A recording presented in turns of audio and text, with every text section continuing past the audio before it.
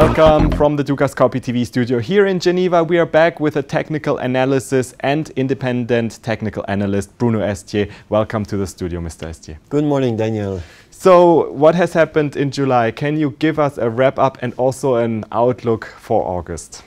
Well, in July, basically the main thing was the commodity decline. We have here copper going down, and we'll see also that oil, which was kept in a very narrow range between 62 and 55, broke down 56 and went all the way almost to the low of 42. So here it's a very steep decline, and that's going on. How does this affect the equity markets in the United States? Well, obviously it affects first of all the energy sector. As we see here in the whole month of July, there is a decline of the relative strength of the energy sector versus the S&P, and the whole energy sector is on a downtrend now for 3 months, well down. And also the second sector to be impacted is materials, obviously. Here also the relative strength is down and just bottoming out a little bit, but clearly the trend is down. And so which sectors how have the other sectors been going on? Well, we had a declining sector for a long time. That was the industrial sector. It's declining on the relative strength since already the beginning of the year. And that has continued, just trying to bottom out now. But the downtrend has increased a little bit in July. Also, what we should be remembering, it has been balanced on the other way by discretionary sector, which has been outperforming with two other sectors. We see here the relative strength of discretionary making new highs, but we see also another sector, staples, has been rising in relative strength. This is a little bit an issue because staples usually outperform during correction, so they are a defensive sector. So we don't know if the outperformance of this sector is really a bullish sign or a bearish sign.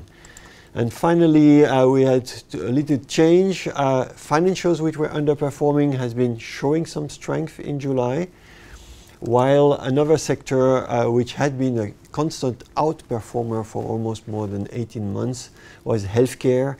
And this healthcare sector has had some little trouble, so it's making a pause, if you wish. And how about small and mid caps? This is the other element for July. Clearly here we see on a weekly basis that during July, small cap and mid cap here have been clearly underperforming. This is a relative strength versus large cap. So that has an implication. That means the breadth of the market is getting worse, and that means that we're getting closer to a top of the market. So haven't we seen the tops already in May? Oh, this is a good question, Daniel, but indeed, absolutely, at 2134 on the S&P, that was the top already in May. But as you can see, in July we retested it almost at 2132. And so technicians have a different view. They consider this horizontal consolidation as a rectangle. And usually rectangles are opposed in an uptrend. The main uptrend is still here, and we expect a new high still. Now we don't have too much time because we enter soon the difficult period in September, but we expect it probably somehow in August. So what is going on in the rest of the world, namely Europe? Well, that was a question of, is Europe still outperforming the US or not? It was in the first quarter outperforming, then it made a pause. And this pause has been lasting a little bit longer, up to June and July has a rebound, but it is a modest one.